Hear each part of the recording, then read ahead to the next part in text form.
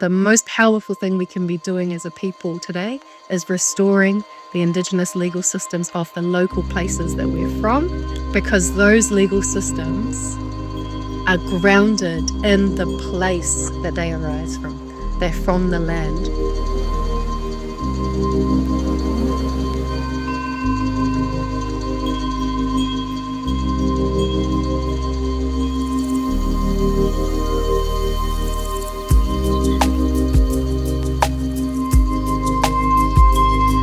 Welcome to Learning Lab. This is MAORI's online community where we're sharing tools, skills, resources, and stories in service of planetary health and regeneration. I am Sophia Rockland, and today we're having a conversation with Erin Matariki Carr. Matariki is a Māori legal scholar, cultural strategist, and project lead of an initiative called RIVER, Revitalizing Indigenous Virtues for Earth's Regeneration. They are a group working to advance Indigenous legal systems and the rights of nature. I wanted to have a conversation with Matariki because when we met in Aotearoa, New Zealand, there was a lot of conversation about Te Tiriti, the foundational agreement that was signed in 1840 between representatives of the British Crown arriving in Aotearoa and Māori, or the original peoples, agreements. And this was intended to establish mutually agreed relationship between Māori people and the British Crown. But after various transgressions upon this agreement, this has become a topic of enduring conversation and concern. Matariki really amazes me with her different linguistic frameworks and understanding of how different words in different translations of this agreement and in agreements in general actually imply very different things about how one situates themselves in the world and their commitments to land. So I'm really excited to dive into a conversation about Indigenous Māori law, rights of nature, and feminine principles, and how these topics can actually support and guide different people in different paths of life by studying what's happening in Aotearoa. So thank you so much, Matariki, for joining us, and I'll let you take it away. Thank you. Yeah, tēnā tātou. Huri tēnei no nai tūhoi, no nā tiawa hoki. He Bointon hau no te Waimana kāku. He Anderson hau no te tiko. Kei tāne atua hau no Whānau. So yeah, my name's Matariki. I'm here beaming out from Tāne Atua, I guess the CBD of the Tūhoi Nation, for those that know. Just north of Te Irawira Rainforest, for those that don't know, in the North Island of Aotearoa. And I'll share with you some of those pictures soon. So just a huge mihi to those kai whakahaere, the organisers behind the scene, for putting together these kinds of kaupapa, these spaces for us to gather and share. Especially these kōrero, I think we get swamped with a lot of negative information at the moment. We're going through a lot of turmoil at the moment in the world, and so it's a privilege and an honour to be here to share some of these kōrero. Ka pai. All right, well, haere tonu. Okay, well, on the screen, you'll probably see some pretty famous men down the bottom here, the Tamaiti and Rawiri Waititi, with their moko kanohi. And then here's a whole bunch of our friends. This is at Waitangi last year. We're part of an activation. I thought this was a cool one to share as our first picture, because you can see us at Waitangi with our whānau. We have Indigenous folks from the Yukon, from California. We've got whānau, tangata tiriti, and we've got ona te tiriti, and we've got their own language from the Yukon there, that we are still here. So let's haere tonu. All right. This is River. That's our website. This is just a bit about me. Whānau and Aotearoa, for the Māori people, for us, we like to introduce ourselves with pepeha, and so that's just a way of ensuring that as we speak, we're connecting to the whenua that we're from, the land that we're from. Okay, so I shared a little bit about the two tribes that I'm from. There's Ngāi Tūhoi and Ngā Tiawa. These are the mountains that are sacred to our our iwi, our tribal nations. So I think it's important when I present, especially international, to share a bit about the whenua, or the land that I'm from. I just noticed that there are actually going to be a few words that I use that are reo Māori, so our Māori language, and I'm just going to put them in here for everybody that's calling in from overseas. So Papatūānuku is Earth Mother. Whenua means the land, means placenta as well, which makes sense when you think about it. You know, the land that feeds us, that nurtures us in the womb, and then as we live as humans in the wide world. Whānau, it means family or birth. Sometimes I call you all Whānau when I'm speaking with you. And then that last one, Whakapapa, is often translated as genealogy, but another way to look at that word is to think of Papatūānuku, so to become or to link up to Papatūānuku, that Earth Mother. So we consider our Whakapapa, our genealogy, right from me to my parents, my grandparents, ancestors, all the way back through the atua, the gods, back to our earth. Yes, so this is my taha Māori, my Māori side. I'm also Pākehā descent from England, Wales, Ireland, and Croatia. And some of my ancestors that came here to settle in Aotearoa were very violent in their colonisation. And I want to acknowledge those lineages. I think probably as a younger person, I didn't acknowledge those. I didn't want to. But I think actually now it's really important that we acknowledge every single strand of ourselves in order to be true to ourselves. And also, I believe that it's an intergenerational responsibility for us to hold those strands and then to heal and restore justice for our people and for Papatūānuku and for all life. And so those of you who are not Indigenous or you don't whakapapa, there's some of this kōrero specifically for you as well. For all of us, Indigenous, non-Indigenous, I don't think anyone likes to be a non-something, but for all people, we have a responsibility to connect the whenua and to uphold our roles as humans. So I just want to make that call because our language here, as Sophia noted, can be very politicized. And so, and it's identity. Hey, we're talking about identity. And because we talk about identity, it's emotional and it's right to the heart of things. And so hang in there. If there's something I say that might not sound, let me know in the comment.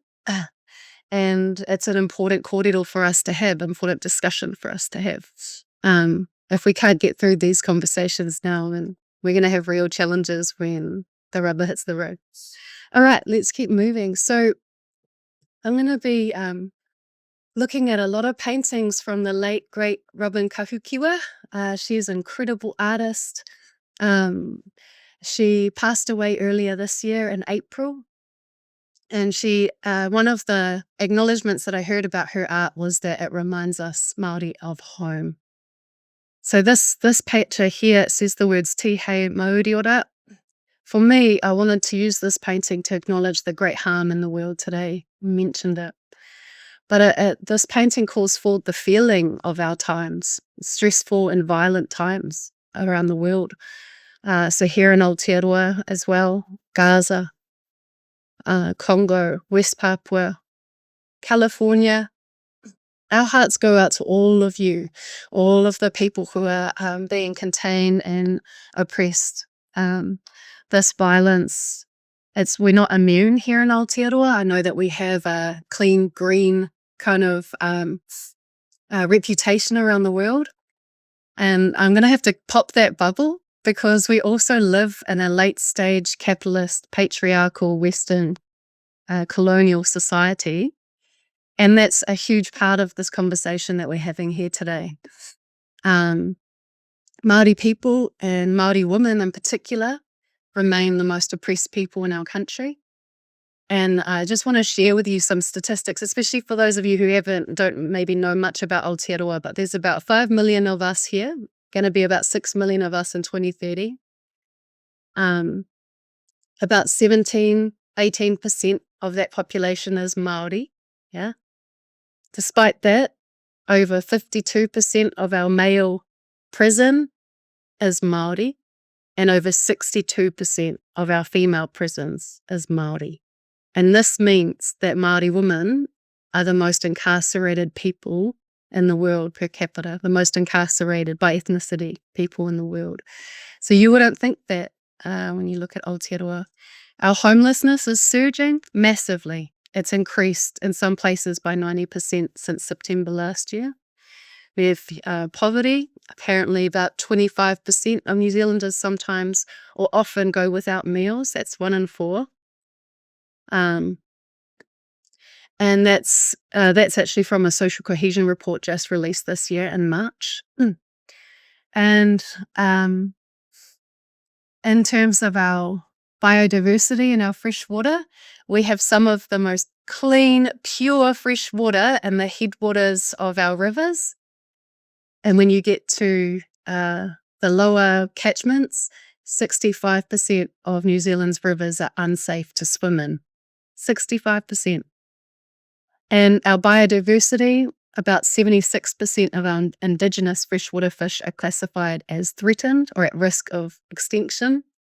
80% of shorebirds, 22% of our indigenous marine mammals. Like, it's not a pretty sight, and part of me feels stink about sharing these negative things, but it's the reality. And what we have to acknowledge is this is the reality under a colonial legal system. This is what's arrived. This is what's been imposed upon these islands in the South Pacific of Aotearoa, New Zealand. These laws were imported from Britain by the British Crown to Aotearoa and are imposed here because of this concept to civilize the land and civilize the Māori people. Now, I think it's a really good question to ask ourselves, and have a look at this, Google in your own time. But how civilized was Victorian England in the 1800s? When they were arriving here in Aotearoa is a later time in the piece compared to colonization globally. But if you have a look at what happened and what was happening in Victorian England, it sounds really familiar to these stats that I've just shared with you. So here's a quote I want to share. It's from a BBC documentary. In 1883, when Church Minister Andrew Mearns wrote a report on the lives of the poor in London, people were shocked by what he reported. This is what he said. Every room in these rotten and reeking tenements houses a family, often 2. To get into them, you have to penetrate courts reeking with poisonous and malodorous gases arising from accumulations of sewage. They ascend rotten staircases, grope your way along dark and filthy passages swarming with vermin. Conditions were the same in Scottish cities. And while empire and industrialization, through colonization, had brought great wealth to Britain, few enjoyed the benefits. In the growing industrial cities, the poor, even those in work, had to struggle just to survive. And that sounds really familiar to what most of us are going through. Indigenous nations, those at the bottom rungs of society. This is the system that was brought over by Britain and imposed upon our lands here in Aotearoa, in Australia, in the States, in Canada, all of these places where the English came. And this was a concept of civilization. So my presentation today is actually going to push back on that and consider the rights of nature movement, but also how it's most powerful when we're restoring Indigenous legal systems and our own ways of balance with the land and with the people, and how that can work for everybody, All right, Whānau, so what's next? Okay, I just wanted to also point out, this is some of the pictures. You might recognize some of these faces. On the left is I love this picture. This was done by Sara Moana. She's an artist. You can find her on Instagram. And I really loved it because she posted it as the new government came into power. And it really captured a feeling, I think, of solidarity with especially the younger generation, how we were feeling. So that's our Prime Minister in the middle there. His name's Luxon. There's Winston Peters and David Seymour. They're both Deputy Prime Ministers. And then on the right here is Hana Rafiti Maipi Clark. For those of you might have seen this go viral through a haka. And I love this image as well because it shows this the strength. Well, first it shows the feeble nature of the Pākehā legal system, which is an important thing to remember because it can feel so ever present, so powerful, and it's true, they do have the power of the military, the police, jail system. We see that, we've just talked about it. But look at her, she's tearing it up. She's got a piece of law there. It was the Treaty Principles Bill. It was seeking to undermine our rights under Te Tiriti o Waitangi. And she tore it up and did a haka that reverberated around the world. And I think that's an important image for us right now. So yeah, you would have seen as well, maybe if you're paying attention to Aotearoa, huge hikoi. We call them hikoi as marches and protests that are erupting from our people around the world, around the motu, around the islands. And you'll see a whole lot of Māori. You'll see flags like this one. This is our Mana Motuhake flag for Tūhoi here hanging on my wall. You'll see our Tino Rangatiratanga flag, and you'll also see Tangata Tiriti. And so Tangata Tiriti are our non-Māori whānau and friends, our family, who aren't Māori themselves, but they come out to support. They come out because we need a critical mass to show our values of society. And what I love about this concept, tangata tiriti, it's an identity. And what it means is people of the treaty. And I love that because it's a new way of accepting belonging here in Aotearoa. So instead of belonging here as maybe through entitlement, through, coming here and just being here and living a life without any connection to the Māori world, or through maybe conquest is the other way to understand belonging here, is that, this idea that, our ancestors came here and now we live here and that's it, we're New Zealanders. This identity of tangata tiriti is I belong here because I accept the invitation in the treaty. And the treaty gives me a place to stand. And the treaty gives me a place to belong in Aotearoa. And it gives me a responsibility to honour Tino Rangatiratanga Māori, which is Māori self-determination, rights to self-sovereignty. And so there's a balance there that's been chosen by this identity. And what I want to encourage for those of you who live outside of Aotearoa is find out more about your local histories, find out more about the treaties that the British or the French, wherever you are, signed with the local Indigenous people, and see how you can honour those in your daily life. Our cultures, well, I'll speak for Māori, we have a culture that creates belonging. We have all sorts of ceremonies that create belonging for visitors. We have legal concepts of manaakitanga, which create belonging for those and to care for those, but they come with that responsibility to honour the people who have been there before, the people who are from the land, the tangata whenua, or the Māori. Yeah. So have a think about that one. All right, whānau, so this is Aotearoa. These are our islands in the South Pacific. And this is Te Urewera rainforest. You can see the North Island of Aotearoa looks like, well, for us, we call it Te Ika a Maui. For us, it looks like a stingray, I guess, like a fish. The bottom down here, I'm not sure if my mouse is showing up, but the bottom of the North Island is where Wellington is. That's the head of the fish. And then the Northland part right up the top is the tail. And so where Te Urewera is the heart of the fish. And our ancestors knew Te Urewera as Te Manawa o Te Ika a Maui, the great heart of the fish of the great heart. Oh my goodness, the heart of the great fish of Maui. Jeez. Te Urewera is massive. She's twice the size of New York City. She's a huge virgin rainforest. She has really, really steep mountains. about 2,400 square kilometers in size.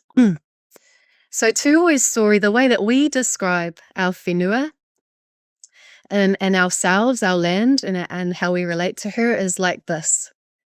At a time when mountains still moved and trees spoke, Hinepu Kohurangi, the mist maiden, roamed this land, seeking out its mysteries and wonders.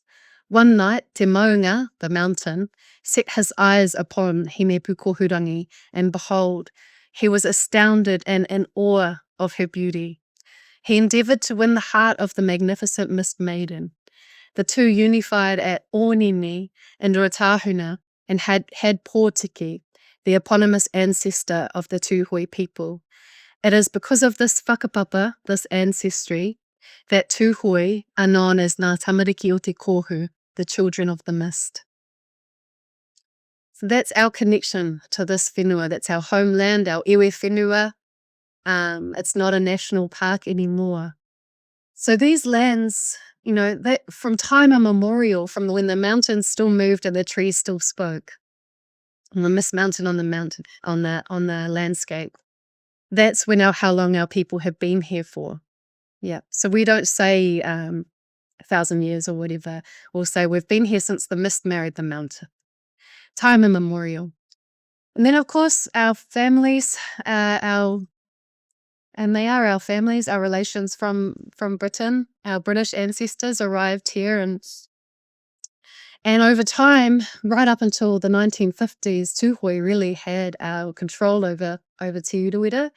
And then, of course, through a whole lot of colonial mechanisms, like the colonial courts, the individualization of title, taking land from communal ownership and putting it into individual title, and then declaring our forest a national park.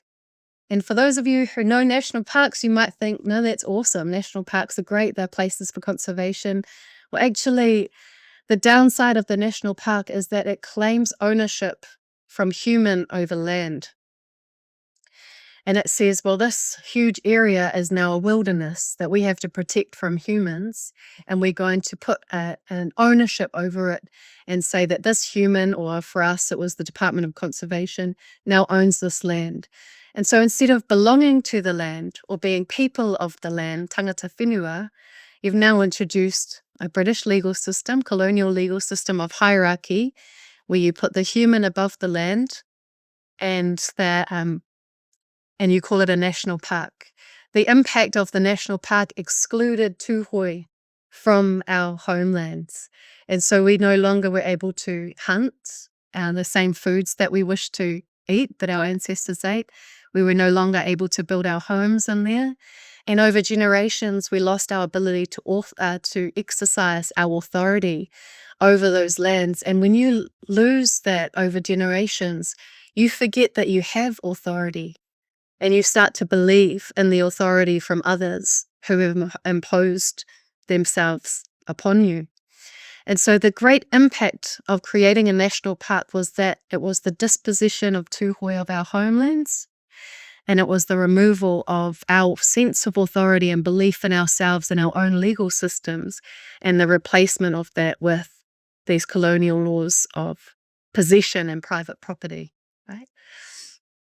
However, Te Urewera made, history around the world in 2014, just over 10 years ago now, when she became the first legal person, the first legal person that was a rainforest in the world.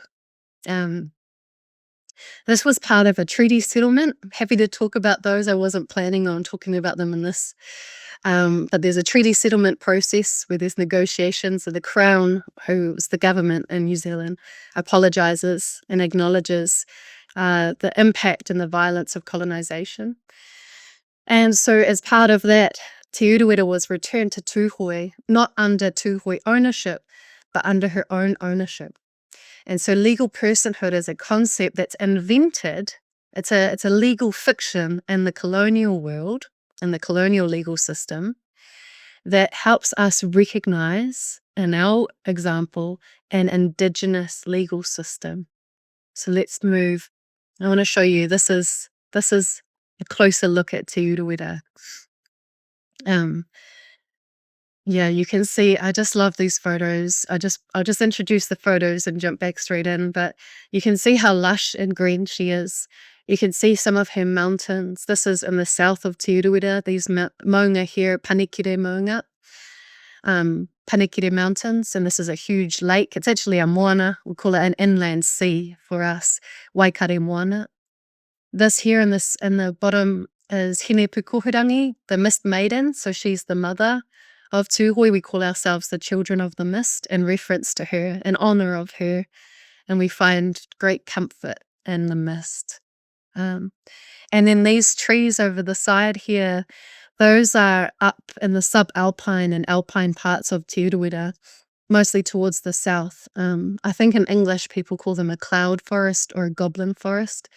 But these rako, for me, when I see these trees, it just makes me feel like a blink in her eye, in the earth's eye. They're so ancient.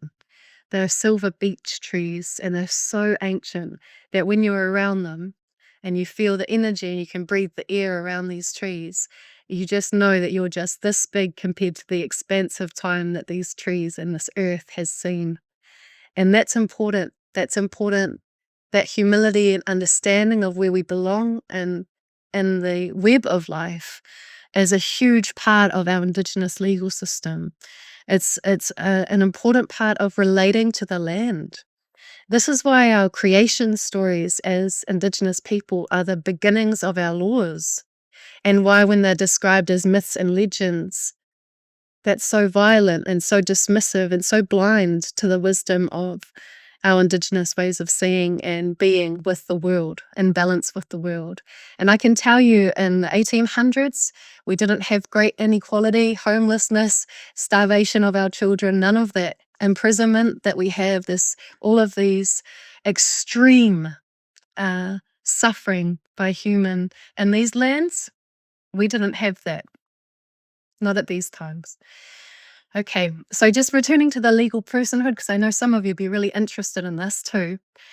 The power of legal personhood in Te Uruwera, the power of it for us, is not this recognition of the rights of nature by the Western colonial law. That's a useful tool in the colonial law.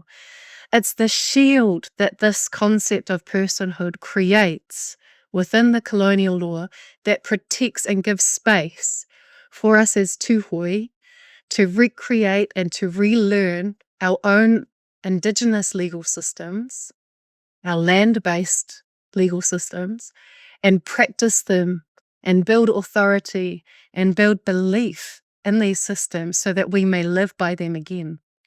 So instead of having a national park that's imposed itself, we have legal personhood that holds back the colonial law, in the sense that you can picture, say, the government looks at this, goes, oh, well, that's a legal person, we'll leave that alone. Oh yeah, we understand that because companies are legal people.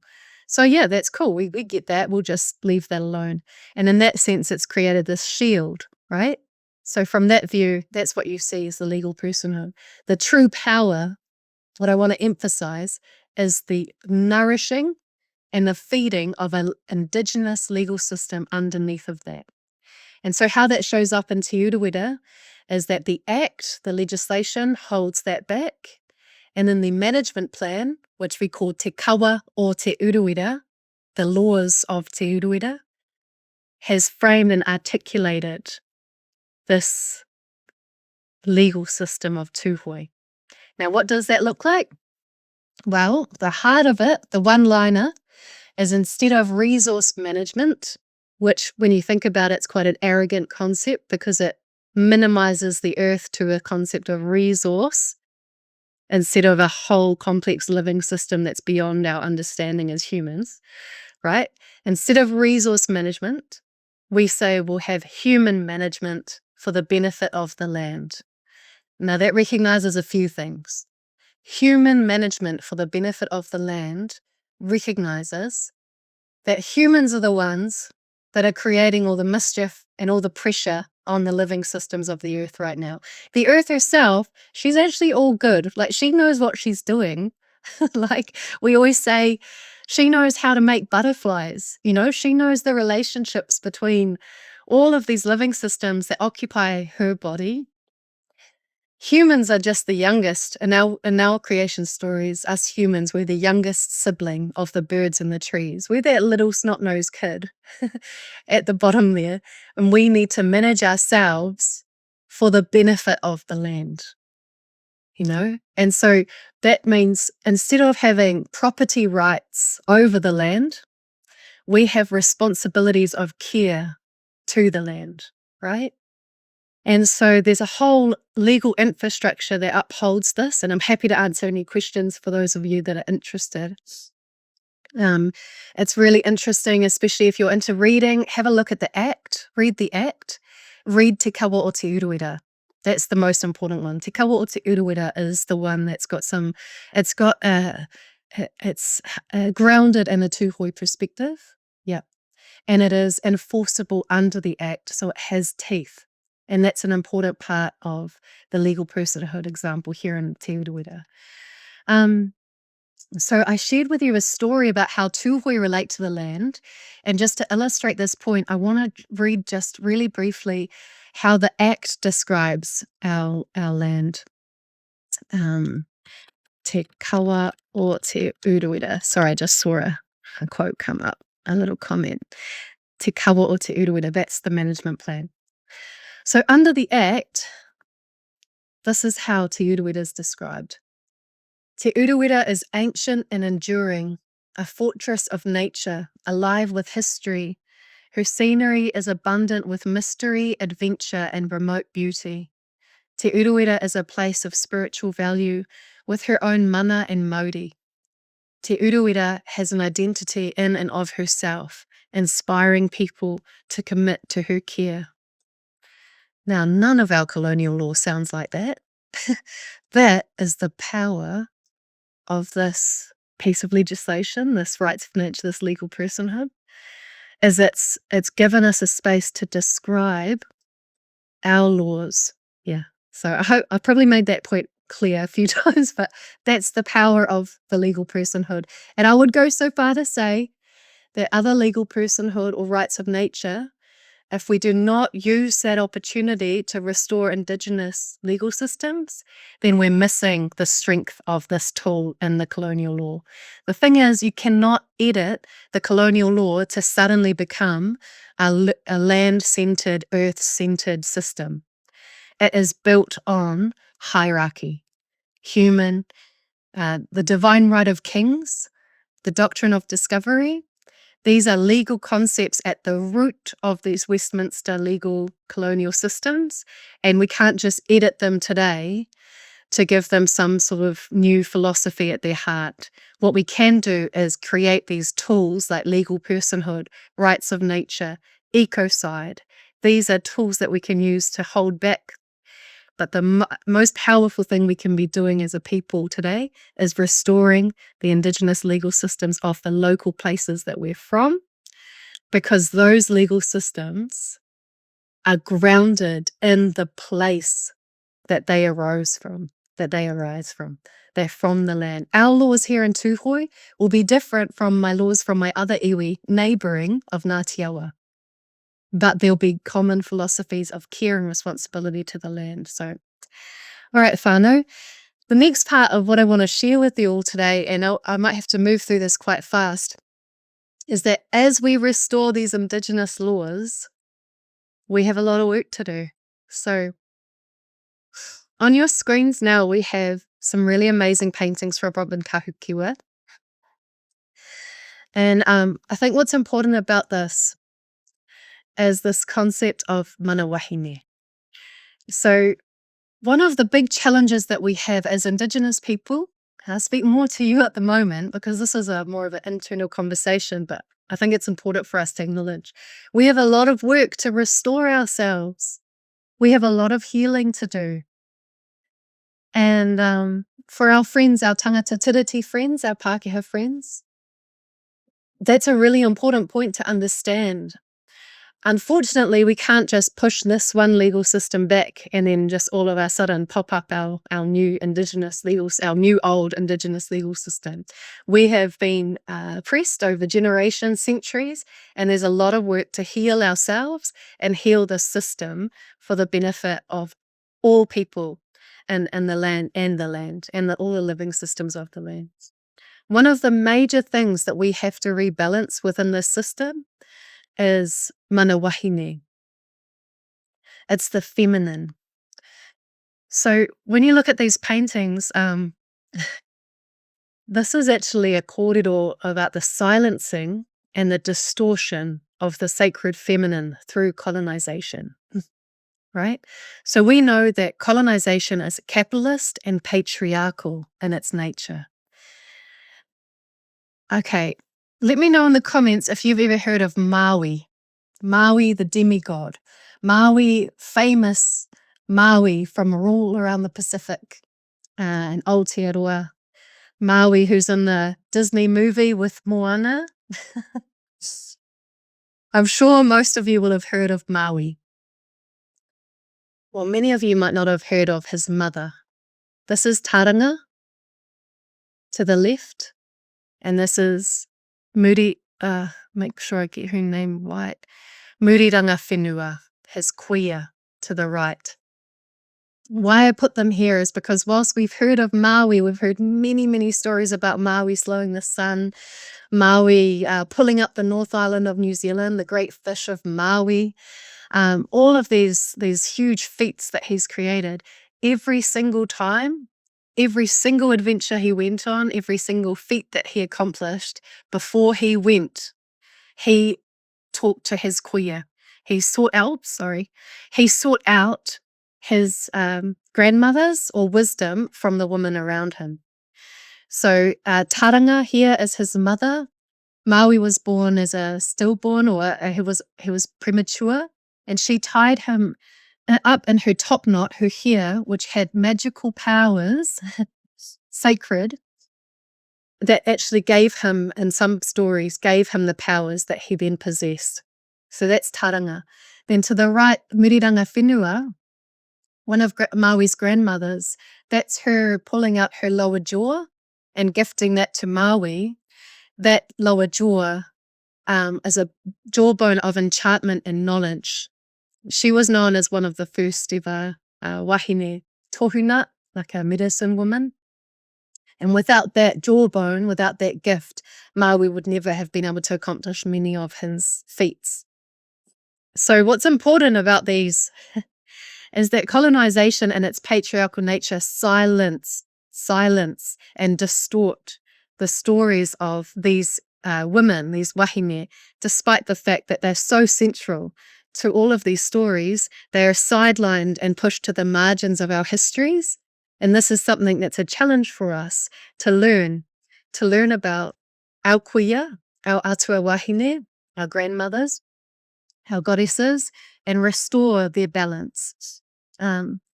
This next page on the left there is a depiction of Papatūānuku, and on the right is Hine Tītama.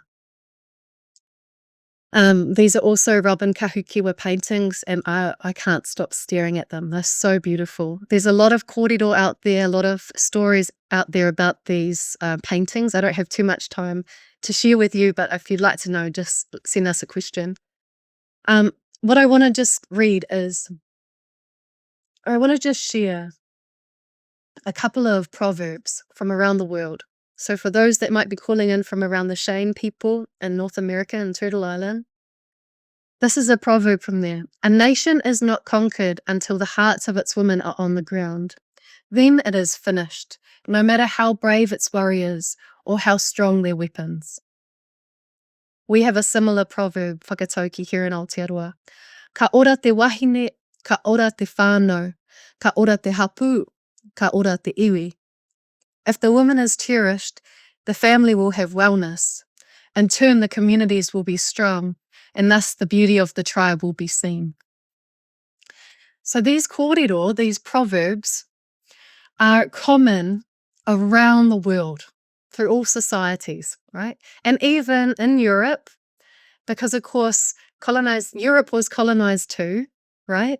If you hear of the history of the witch hunts, that was the erasure of the feminine, the eco-feminine mind in Europe. So for all of those who descend from women of Europe, you descend from survivors who survived through the witch hunts and the deletion of mana wahine, the divine feminine from Europe. So I think it's crucial for us when we think about what it will take to restore Indigenous laws and balance. It's really important for us to understand that we must start with, or we must at least have as part of our beginning and determination, our efforts in restoring the sacred feminine, the balance, mana wahine. I think it's also important to note the nuance that this isn't to have a binary between male and female. This is talking about masculine and feminine.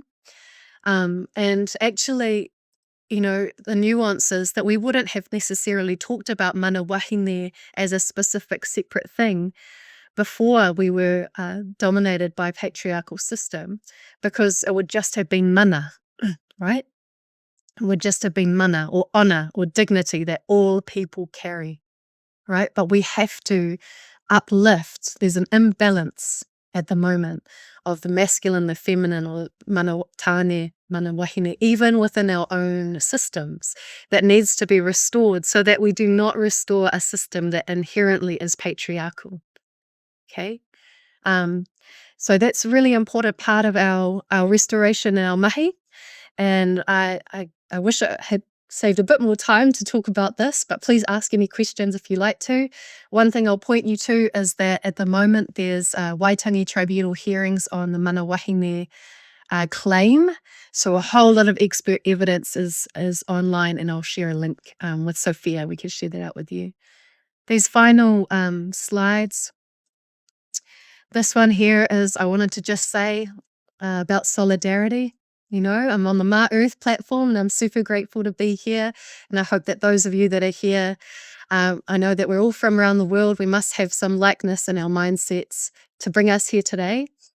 This is another painting by Robyn Kahukiwa. She painted this and she entitled it Māori Women in Solidarity with Idle No More. And in this photo, you'll see women from all different lineages in solidarity. And I think solidarity is an important word. Friendship is an important word. These are important concepts within our modern systems that we have to really lean into and breathe into and bring to action. Solidarity, not charity, right? Friendship is underrated. And many of our Western relationships in Western society, we have hierarchy embedded in them. You think about it, landlord, tenant, employer, employee. These concepts that are human resource, these are relationships that we have in our society that are very hierarchical in nature, and they determine a lot of our social relationships. Friendship is underrated. Friendship is a radical act. It creates solidarity. I think tangata tiriti, this people of the treaty, is a type of friendship. I think matriarchy is a type of friendship. It's a type of care that comes through that empathy and love of friendship. Patriarchy and heteropatriarchy are hierarchical. That's not friendship. So I wanted to offer that. We use the term friendship in Te Kawa o Te Urewera as well. With our legal personhood, we ask people to be friends with the land. If they're not from here, be friends with the land. What does that mean? It means take responsibility and care. So yes, my last slide. This is us. Kahikatea, katu kahikatea, let's stand together in solidarity. These are the trees that stood really tall around my homelands here. And I'll throw it back to our friend Sophia, give us a bit of time to have a kōrero discussion. Thank you, Whānau. Kia ora. Just a lot of gratitude, Matariki, for these perspectives and teachings. And I've been thinking lately, I know we want to leave some time for questions, but I've been thinking as you were talking about a bird here in North America, Turtle Island. It's called the passenger pigeon. And the passenger pigeon, when they were first recorded by settler colonialists in the 1800s, there were 3 to 4 billion of them. And then by the end of the century, they were extinct. And the last passenger pigeon was named Martha, and she died in a zoo. And the passenger pigeon, sometimes they said that they would fly over the land for days at a time, and the sky would go dark because, they were so numerous in their quantities. And the passenger pigeon ate, and, as they flew over the land, they pollinate, they put guano all over the land with phosphorus and nitrogen and in their droppings, and they nurtured and nourished the land here. And they nourished the American chestnut. And the American chestnut was also a keystone species. And so 30 years after the last passenger pigeon, Martha, passed away, the American chestnut developed a blight. And it is also now almost extinct, is functionally extinct. And this story comes up in my mind, I guess, because I think about how all of our fates are related, and how in what you're sharing about these teachings about really restoring right relation with the earth, when it's done in one place, we feel it in other places. And I find that the work that you're doing with, rights of nature and restoring constitutional peace it impacts me and it impacts my worldview. And so I want to extend my gratitude and just the passenger pigeon and the American chestnut and all of these different symbionts we've seen ecologically throughout time, just share that, we all share this home and our fates are bound together. So I appreciate that perspective of friendship and solidarity that you offer. I want to leave some time for questions. So if anyone has any questions or reflections, please, now is the time to deliver them in the chat box. I had a question about the rights of nature movement in Aotearoa, and because I do know that there's a history of success and recognition. And I was wondering if you could give us some example of, let's say, a use case or a place where those perspectives and that approach has actually been successful and recognized. Rights of nature. So rights of nature is probably like the academic term for a whole lot of different tools that are being used now to put the earth more at the center or give rights to nature. So to make that make a bit more sense, actually when you look at colonial legal systems around the world, the only way that they relate to nature, to land, is usually through property rights, where the human, in that hierarchical system again, right, where the human owns the land, and that you take a whole landscape, a whole mountain range, and you draw little borders around it, and then you've transactionally given the ownership of that to a person. And so depending on, the numbers in your bank account gives you the right to then own entire mountain ranges or entire wetlands or whatever. So that's that concept. So rights of nature in Aotearoa has been, in New Zealand, has been manifested, I guess, through legal personhood at least 3 times. So Te Urewera was the first in 2014, the Whanganui River, Te Awa Tupua in 2017, and Taranaki Maunga just last year, 2024. So they've got a rainforest, a river, and a mountain. And actually, Kingi Tuheitia, the Māori king before he passed last year, he was working on an effort to recognise the legal personhood of whales. And so each of these tools, legal personhood, are actually quite different in how they're implemented. So with Te Urewera, which I'm most familiar with, you have a territory that's demarcated. There are still pockets within Te Urewera that are actually in Māori land ownership, so more like a type of private ownership, communally held. But there's a demarcation of a territory, and there's that's Tūhoe's homeland. So whilst other iwi and ahapu might have relationship with the land, it's a Tūhoe voice. Whereas with the awa, with Te Awa Tupua, you have a moving, dynamic body of water that moves through many different territories, from the mountains to the ocean. And so the voice for the awa comes from different hapu, different villages and sub-tribes from along that river. And so there's a different type of relationship or collaboration that's there that's a bit different to how we run things here. And Taranaki Maunga actually know the least about, but they have at least 8 iwi around, 8 tribal nations around their mountain. So they're all very different, yeah. Great. I'd love to read a question from Sandro. How would you implement natural rights or indigenous laws in legal court of the crown if the process of restoration should begin? So I guess it is a question like how could we begin this process? That's I don't think that's the starting place for restoring Indigenous laws. Yeah. That would be a test ground for whether the colonial courts would recognise Indigenous laws. It'll be interesting. One day that'll happen here in Te Urewera because, of course, the legislation which holds supremacy in our colonial legal system here has given teeth to Te Kawa o Te Urewera.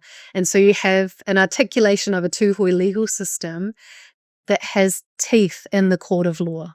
That's the unique power of Te Kawa o Te Urewera, or of our situation here in Te Urewera. If you didn't have those teeth, that's a whole lot, that's a totally different situation, because from time of arrival and an invasion or imposition of the colonial laws atop Indigenous laws, it's just simply been dismissed. And how do they justify that? Through the doctrine of discovery. So the doctrine of discovery was, of course, the legal, moral, theological justification for the imposition of Western European monarchies over the rest of the world. So it started in Europe, and then it spewed out around the world. It went first to West Africa. And the concept is basically, the legal concept at the heart of it is that God gave the king the right to have dominion over all the land and the people of the land and the fish in the sea. And because of this, we now discover you. Because you are not Christian, we now claim your lands. We may try and convert you, or we have the right by God to eliminate you. And now we claim these lands in the name of God for our king, and we will impose our system of colonial law, and we will impose upon you our ways of being, and you have to accept that because we are the more civilized society. So that's actually the heart of why we have colonial law in the first place. That's proven in the courts in Canada and the States and here in Aotearoa. We have case law that implements that and domesticates that into our legal system. So for us, for those of you from Aotearoa, the case Wi Parata was the case in 1847 that implemented that in here. And it's just by that stroke of the pen that Indigenous laws do not have the power that they did, as well as, of course, the centuries of oppression and dispossession. And so that's one answer to your question. The second answer is, where do we begin then to restore Indigenous laws? We begin by respecting the people of the land and by understanding our sense of belonging to the land. So for those of people who are not Indigenous to the places that you belong, this is why I talk about belonging and identity. And I understand it's emotional. I understand the stress that some people feel, the fear that people feel of, oh, well, if I believe that, then then they'll take my land off me, or these ideas, this fear. It's not like that. It's not exactly like that, right? It's actually the acknowledgement that there were treaties that were signed, there were agreements that were signed, and even if there weren't in your area, there are laws that are there where we have to respect the living systems of the land and fit in with them, and that includes the people as well. So that's the starting place, is respect the place that you come from, learn the stories of the land, learn the histories of the land, and then understand your relationship to that land through that. If you're a visitor, understand who's invited you to be there and take your cue to how to belong to the land from that invitation. How do you honor that invitation? I could go on and on. I so much gratitude in my heart. I would love to know the best way to support, if our community somehow can support you and your path. How can we stay involved? What initiatives are you looking at? How can we support you and your work in this world right now? I mean, the biggest thing is to honor the people of the place that you're from, honor the landscapes that you're from. Please do that. That's the biggest thing. I do belong to a group called River, but our work is really this idea of raising the consciousness, raising the awareness of recreating balance with the land. So yeah, you can see us at our website. There's a little bit about our work on there. You can catch me. I'll put my email here if anyone's got any further questions. I'd love to be in touch. This is my joyful mahi that I feel privileged to do. And yeah, really happy to continue the conversation. And thank you so much, Sophia and to Ma Earth, for having me. I really appreciate what you're doing with this work. So ngā mihi nui kia koutou, kia tātou I hui hui mai nei. Thank you everyone that's come. Ngā mihi nui kia koutou, mauri ora kia tātou. Kia ora. Thank you so much, Matariki. Thank you again for joining us. And if you would like to stay updated, you can sign up for Ma Earth's newsletter, and you can also find more information about Matariki's awesome work, together with River and other initiatives and literature that we discussed today. You can find that in today's show notes. Thank you so much for joining us, and we'll see you next time in the Learning Lab.